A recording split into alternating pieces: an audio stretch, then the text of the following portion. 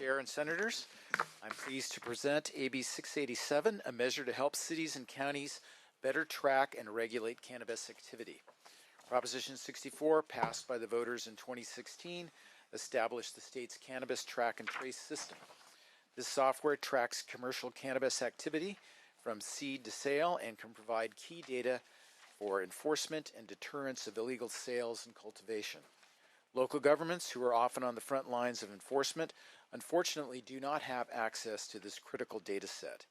They must either replicate cannabis data directly from licensees or regulate with limited information, making regulating cannabis costly and inefficient.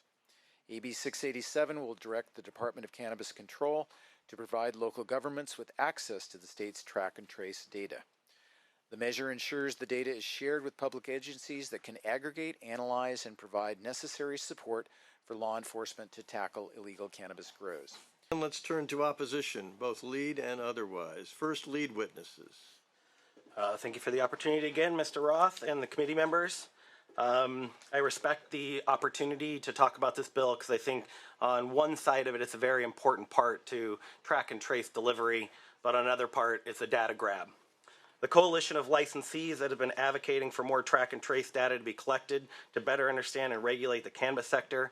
We have sent many letters to the DCC to make changes in the regulations to achieve this goal, as well as communicated to stakeholders, city representatives, county cannabis directors, licensed delivery companies, CDTFA, and legislators. So UCBA has been very vocal in advocating the accountability to delivery companies to enter a city so that state and local taxes are properly calculated and paid. So it was very hard to sit here and oppose something we desperately need and want. But when the cost of achieving the oversight tool is packaged with a poison pill, the costs outweigh the benefits. CCA, a joint powers authority representing 7 of the 58 counties, is attempting to hide the fact that this bill is nothing more than an attempt to force the state and its cannabis licensees to give up all the private data collected by the DCC and Metric. We're talking about transactional data, customer data, personal data, business data, ownership data, everything. Now, current law allows regulators to access Metric track and trace data on its local licensees only when an enforcement action is needed. But this attempt to collect the most valuable and sensitive information is nothing more than an attempt to monetize the world's largest cannabis market's intellectual property.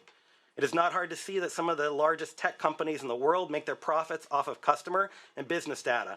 Tracking the movement of products, predicting the desires of customers is commonplace for someone like Amazon and is a reason it dominates global sales. But even Amazon doesn't have access to sensitive data that CCA is requiring the state to hand over. We're talking about social security numbers, home addresses, criminal records, all transactional data, just to name a few, all under the guise of helping regulate local delivery. This isn't the first time this organization has tried to hide behind a needed regulatory change to steal the cannabis industry's data.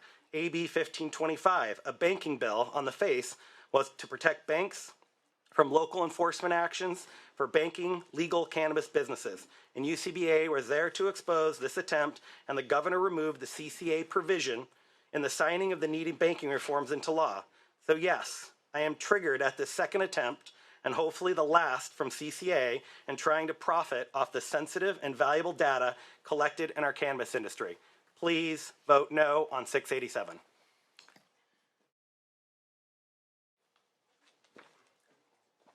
Marvin Pineda on behalf of Social Equity California. I would thank the Assembly member. I think that there's some work that needs to be done on getting some of that data to local governments. Current law already allows for local governments to have access to the track and trace data for law enforcement purposes. The concern that we have with the bill is that the CCA, the California Cannabis Authority, the fee they charge is about $500,000 to each local government. That gets passed on to licensees. And the bill it's currently written, it allows for the CCA to access all track and trace data.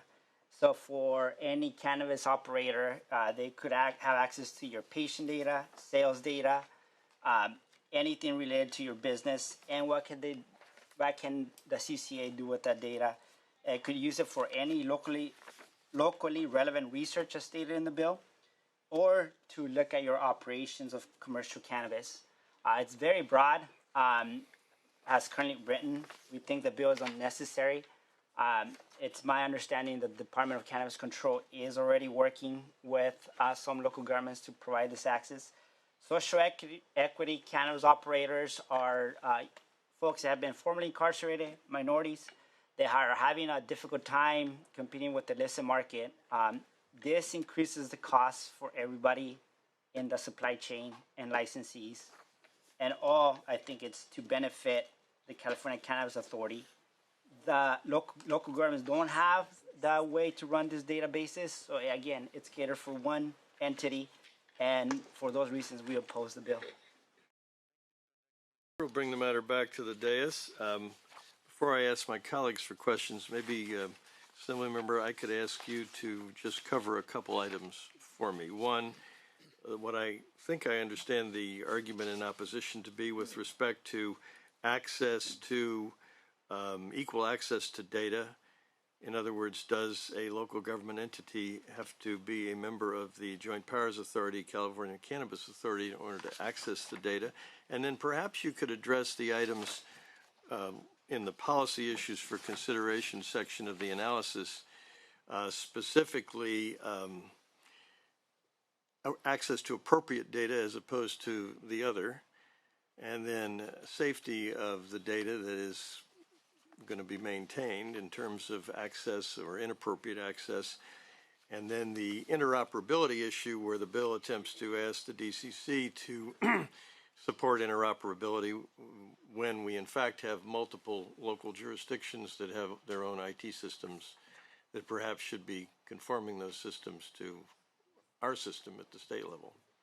Thank you for those questions. The answer to the first one is no. The local agencies do not have to be a member of the California Cannabis Association or Authority to get full access to the track and trace data through this bill. And the questions about data and how best to protect that while at the same time providing the access that local governments require, I certainly am open to working with the stakeholders to find that right balance between the data that's necessary for local governments to more effectively tax and regulate legal cannabis. As you've heard today, there's a struggle between the legal cannabis market and the illegal cannabis market, and we want to be able to help local governments to support legal cannabis operators. Well, should the bill move forward, given the emphasis in this building on privacy and privacy issues this year and in years past, I would certainly ask that you do that with respect to data breach safety and the scope of access, the implementation date, since we're dealing with some version of a computer system and IT and software and implementation. I'd ask that you consider whether the current date, assuming it provides one, is adequate or if there should be a delay in implementation, and also consider the interoperability piece and which end of the process we need the interoperability to start first, local jurisdiction or here at the state level. Colleagues, questions? I guess I didn't generate any. Assemblymember, your lucky day. You can close. Thank you, Mr. Chair. I respectively request an aye vote. Okay, do we have a motion on Assembly Bill 687? Senator Wahab moves the bill. The motion is due pass to Senate Appropriations. Please call the roll. Roth? Aye. Roth, aye. Wynn? Wynn, aye. Alvarado Gil? Aye. Alvarado Gil, aye. Archuleta? Aye. Archuleta, aye. Ashby? Aye. Ashby, aye. Becker? Dodd? Eggman? Laser? Nilo? Aye. Nilo, aye. Smallwood Cuevas? Wahab? Wahab, aye. Wilk? Bill has 7 votes. We'll hold the roll open for absent members. Thank you, sir.